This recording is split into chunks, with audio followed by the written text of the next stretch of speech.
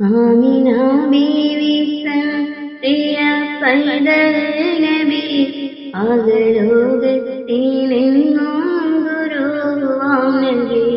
ആമിന ബീവി തൻ പ്രിയ പൈതൽ നബി അകലോകത്തിലെങ്ങും ഗുരുവാം നബി.